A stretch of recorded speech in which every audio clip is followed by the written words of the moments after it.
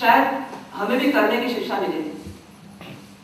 एक बार की बात है, एक गांव में एक व्यक्ति रहते थे, परिवार था, 2 लड़के थे।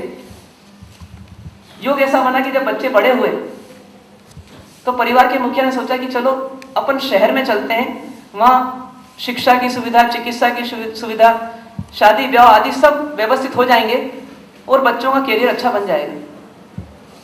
दोनों बच्चों को लेकर के परिवार के मुखिया पूरे परिवार सहित वहां पर आ गए। बच्चे बड़े हुए, योग ऐसा बना कि अच्छे शिक्षित दीक्षित हुए और उसके बाद दोनों का व्यापार भी चला।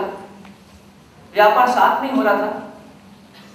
परिवार के जो मुखिया थे उनकी उम्र ढलान पर थी और एक दिन उस परिवार में वज्रपात हुआ और परिवार के जो मुखिया थे, जो स्तंभ थे, उनकी मृत्यु हो गई। मृत्यु होने के पूर्व तक दोनों भाई अपने अपने परिवार के साथ एक ही छत के नीचे एक ही व्यापार करते हुए अपना समय बिता रहे थे और किसी प्रकार की कोई दिक्कत नहीं थी। पर कहते हैं जड़, जोरू और जमीन, ये तीनों जो हैं ये मुसीबतों की जड़ है। तो कैसी स्थिति आई कि जैसे ही स्तंभ हटा, छाया हटी, छत्र हटा और उस समय दोनों परिवार में, दोनों भाइयों में आपस में एक विभाजन देखा आ गया। बंटवारा हुआ नहीं, लेकिन मानसिक बंटवारा हो गया।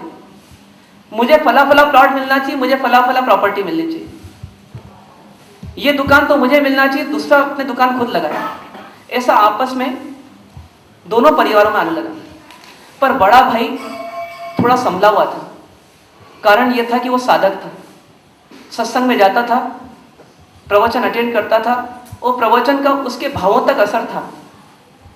उसके मन में अभी भी रामपना था, लेकिन छोटे भाई के मन में अब लक्ष्मणपना नहीं रहा। उसके मन में स्वार्थ बहुत गहरा उतर चुका था, परमार्थ से दूर था वो। स्थिति ऐसी बनी कि जब मन में भावना होती है और भाई भाई को साथ में जीना होता है, मन में दूरी है और बाहर से एकता दिख रही है, कब तक टिकेगी? बहुत मुश्किल है। स्थिति ऐसी बनी कि एक बार छोटे भाई ने कह दिया कि अपने को बंटवारा करना है, मैं नहीं जी पाऊंगा, आपके तौर तरीके जो काम करने के वो व्यवस्थित नहीं है, आज के युग के हिसाब से नहीं। बड़ा भाई असमंजस में पड़ गया कि आखिर क्या बात है।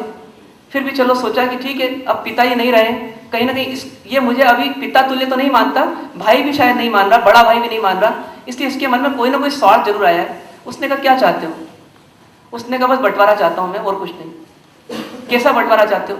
बोले दुकान भी अलग होगी, मकान भी अलग होगा। बोले ठीक है। कभी कभी परिवार की एकता बनाए रखने के लिए भी बड़े भाई को ऐसा डिसीजन लेना पड़ता है। उन्होंने डिसीजन ले लिया। बोले ठीक है, बंटवारा हुआ। बंटवारे में बड़े भाई ने 19 ही रखा, 21 देने का प्रयत्न किया, लेकिन छोटे भाई के मन में इतनी गलतफहमियां थी, इतना असंतोष था कि वो सहन नहीं कर पा रहा था और वो चाह रहा था कि और मिले, और मिले, और मिले, और मिले, चलता रहा। बड़े भाई ने कहा चलो ठीक है, ये भी दे देता हूँ, ये भी दे देता हूँ, ये भी दे देता हूँ। 60-40 तक पहुंच गए। उसके बाद बंटवारा हुआ। बंटवारा तो हो गया, छोटे भाई के मन मर्जी के अनुरूप हुआ। बड़े भाई ने सेक्रीफाइस भी किया, उसके बावजूद छोटे भाई के मन में संतोष नहीं था। कभी कभी क्या होता है कि भाई को पड़ोसी से ईर्ष्या नहीं होगी, लेकिन भाई को ईर्ष्या होगी तो किससे होगी? भाई को भाई से होगी। आप देखिए ईर्ष्या का नियम है, ईर्ष्या हमेशा किससे होती है? ईर्ष्या हमेशा अपने नजदीक वालों से ही होती है, दूर वालों से कभी नहीं होती। 10वीं के 40 बच्चे एक क्लास में पढ़ते हैं और ऐसे 100 स्कूल हैं पूरे रायपुर में। 10वीं के 40 बच्चों में से 2 बच्चे बिल्कुल कंपटीशन में, फर्स्ट सेकंड। इन दोनों बच्चों में से किसी को ईर्ष्या होगी तो किसके प्रति होगी? रायपुर में सैकड़ों बच्चे उनके लायक हैं, उनकी कैटेगरी के हैं, लेकिन उनसे ईर्ष्या नहीं होगी। ईर्ष्या होगी तो बिल्कुल निकट वाले से होगी। मतलब जब हमें लगता है कि मेरे किए हुए कार्य की क्रेडिट ये व्यक्ति दूर कर सकता है, कम कर सकता है, तो उसे ईर्ष्या हो जाती है। ये व्यक्ति मेरे से आगे बढ़ेगा तो दुनिया मेरे को कहीं ना कहीं नीची नजरों से देखेगी, तो इसका मतलब उससे ईर्ष्या हो जाएगी। तो भाई को भाई से ईर्ष्या हो गई। जो खून का रिश्ता था वो खून का रिश्ता अब खून का रिश्ता नहीं रहा, बदले का रिश्ता हो गया। और अलग अलग तो हो गए, दोनों अलग अलग गलियों में, अलग मोहल्लों में रहने लगे। व्यापार भी अलग हो गया और घर भी अलग हो गया, सब कुछ अलग हो गया। लेकिन छोटे भाई के मन में बार बार नजर कहाँ रहती थी कि बड़ा भाई क्या कमा रहा है, कितना कमा रहा है, कैसे कमा रहा है। ये चलता रहा सिलसिला। अब मन में ईर्ष्या है, बंटवारा तो कर लिया लेकिन ईर्ष्या नहीं खत्म हुई। क्या होता कि जब बड़े भाई की बढ़ती देखता तो और ईर्ष्या बढ़ती, इतनी ईर्ष्या होती कि कहीं ना कहीं दूसरों के सामने उसकी निंदा बुराई भी करता रहता, कहता रहता है बहुत बुरा आदमी है, इसने मेरे साथ बहुत धोखा दिया, मेरे को बंटवारा ही बराबर नहीं किया। ऐसा सब चलता रहा। चलते चलते समय बीतता गया। छोटे भाई के घर में डिलीवरी हुई, एक बच्ची पैदा हुई। बच्ची पैदा हुई, उसको पालन पोषण चालू किया। कुछ समय बीता, लड़के का इंतजार था, पर वापस योग ऐसा बना कि फिर बच्ची पैदा हो गई। अब अंदर ही अंदर और ईर्ष्या और अंदर ही अंदर चिड़चिड़ापन, खींच, ये सब आने लगे। और उन सबका जो निशाना बनता वो कौन बनता? बड़ा भाई। इधर बड़ा भाई साधक बनता गया, थोड़ा थोड़ा मन में जरूर आता लेकिन फिर भी उसको लेट गो करता रहता। इधर छोटे भाई के मन में ईर्ष्या बढ़ती गई, तनाव बढ़ता गया। अब तीसरी डिलीवरी का समय आया और उस समय एक पुत्र की प्राप्ति हुई। जिसको चाहता था वो मिल गया। बहुत खुशी थी उसको, बहुत सुख था, और इसलिए अपने बच्चे को बिल्कुल इतना अच्छा ध्यान रखता था कि इसको जरा सा भी कोई कमी नहीं रह जाए। उसका पालन पोषण बिल्कुल अच्छी तरह से होना चाहिए, क्योंकि बहुत मेहनत करने के बाद मिला है। योग ऐसा बना कि बच्चा लगभग साल भर का था। 2 मंजिल का उसका मकान था। ऊपर की मंजिल में बच्चा सोया था, ठंड का समय था। नीचे मम्मी चौके में काम कर रही और पिताजी उस समय व्यापार के सिलसिले में आउट ऑफ स्टेशन थे। बच्चा सोया हुआ था, किसी प्रकार की कोई दिक्कत नहीं थी। इतने में शॉर्ट सर्किट होता है और शॉर्ट सर्किट होकर के चिंगारी ठीक पलंग पर गिरती है, और जैसे ही पलंग पर चिंगारी गिरती एकदम आग बढ़ती है, रुई पूरी आग पकड़ लेती है। और जैसे आग पकड़ती है तो धुआं बाहर निकलने लगता है। इधर धुआं देखते हैं पड़ोसी तो बाहर हो हल्ला होता है, देखो क्या हो गया, क्या हो गया, क्या हो गया। फौरन अंदर आते हैं और अंदर आकर के नीचे उस गृहिणी से बोलते हैं कि देखो क्या हो गया, तुम ऊपर जल्दी जाओ। जल्दी जैसी जाती है ऊपर, देखती है अरे मेरा बेटा था ऊपर। तो फटाफट दरवाजा खोलती है, बाहर हो हल्ला होने लगता है, बचाओ बचाओ की आवाज आ रही, चीख निकल रही, लेकिन कोई सुनने को तैयार नहीं। इतने में योग ऐसा बनता है कि जिस घर में आने का कार्य रुक चुका था, जिस घर से नाता टूट चुका था, जिस घर के लोग जिसको पसंद नहीं करते थे, वही व्यक्ति उसी गली से किसी कारणवश योग संयोगवश निकलता है। और जैसे ही निकलता है तो अपने पुराने घर को देखता है और देखता है कि बाहर बहुत भीड़ है। इतनी भीड़ थी कि उसको अचंभा होता है कि आखिर क्या हो गया, किसी की डेथ हो गई या क्या हो गया वास्तव में। भीड़ को चीरता हुआ अंदर पहुंचता है, और जैसे ही अंदर पहुंचता है तो उसमें बहू रानी दिखती है। वो बहू रानी क्या बोलती है उसमें, जैसे ही देखती है कि भैया हो सके तो बचा लो मेरे बेटे को, नहीं तो मर जाएगा वो। मैंने इतने नाजों से पाला है उसको, इतने मुश्किल से मिला है, कहीं ऐसा ना हो जाए चले जाए। आज उस मां के मन में कीमत किसकी थी? एकमात्र बच्चे की। किसी भी हालत में बचा लो, नहीं तो मैं कूद पड़ूंगी इसमें, मैं मर जाऊंगी, लेकिन मेरे बच्चे को बचाना है। उस भाई ने आओ देखा ना ताओ, ये भी नहीं देखा कि मेरा क्या होगा, मेरे हंसते खेलते परिवार का क्या होगा। क्या था उसके मन में ऐसा? उसके मन में परमार्थ, साधकता थी। ये साधकता रंग लाती है, समय लगता है लेकिन काम आती है। उस साधक ने सिर्फ इतना बोला कि बेटा कोई कंबल है क्या? और कंबल जैसे ही मिला तो कंबल उड़ा और कूद पड़ा। आग पूरी बढ़ चुकी थी, आग की लपटों को चीरता हुआ गया। सोचिए आग की एक अग्नि की लपट अपने पर लग जाए, दिया थोड़ा सा हमारे को टच हो जाए तो क्या स्थिति होती है। पर वो कूद पड़ा और कूद करके सीधे बच्चे तक गया और बच्चे को फौरन लेकर के वापस कूदा। जैसे ही कूद करके बाहर आया, लोगों ने देखा कि इधर बच्चा झुलस चुका है, बच्चा झुलस चुका है, और उधर देखा कि वो मूर्छित हो गया। दोनों को फौरन हॉस्पिटलाइज करा गया, हॉस्पिटल में एडमिट कर दिया गया। और इधर वो बहू जो थी वो दिन में कभी घर और कभी हॉस्पिटल, बस यही चक्कर उसके चलते रहते हैं। डॉक्टरों ने कहा कि देखो रिस्क है, बच भी सकते हैं और मर भी सकते हैं। उसने कहा आप जितना पैसा खर्चो मैं करने को तैयार हूं, लेकिन इनको बचाना है। इधर छोटे भाई को कोई खबर नहीं, छोटे भाई के मन में बहुत द्वेष है। किसके प्रति? बड़े भाई के प्रति। खूब निंदा की, खूब गाली गलौज किया है उसके साथ उसने आज तक जीवन में। जो नहीं बोल लायक बातें वो सब बोल डाली। खूब स्वार्थ अपनाया, कभी सूद नहीं ली कि मेरे बड़े भाई का क्या होगा। जिसने हो सकता है बचपन में कभी उसकी नाक पोछी हो, कभी उसको खिलाया हो अपने नन्हे मुन्ने हाथों से, उसी भाई के प्रति ऐसा वैर था जैसे जानी दुश्मन हो। पर अभी की घटना से बेखबर। समय बीतता गया, 15 दिन बीत गए। उस जमाने में फोन की सुविधा नहीं थी, ना टेलीग्राम आसानी से लगता था। 15वें दिन एक फोन आता है, सूचना आती है कि पति आ रहा है। पति जैसे ही आता है ऐसी सूचना आती है, और उस समय पत्नी जो है वो पत्नी स्टेशन जाती है। स्टेशन से पति को लेती है और पति को कहती है, रोते रोते कहती है कि आपको पता नहीं इन 15 दिनों में क्या क्या घटना हो गई। बोले क्या हो गया, क्या हो गया? बोले नहीं बस चलो मेरे साथ, मैं बताऊंगी थोड़ी देर बाद। फिर पूछता है क्या हो गया? बोले बैठ जाओ गाड़ी में, मैं बताऊंगी थोड़ी देर से। और आगे बढ़ता है, बोले पहली मत बुझाओ, जल्दी बताओ, मेरी उत्सुकता बढ़ती जा रही है। बोले अपने को हॉस्पिटल चलना है। क्यों चलना है? बोले एक फरिश्ते के दर्शन करने चलना है। बोले कौन है वो फरिश्ता?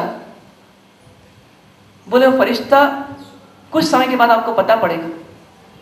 फौरन भागते हैं, जैसी गाड़ी रुकती है, पार्क होती है, दोनों भागते हैं, वार्ड में पहुंचते हैं।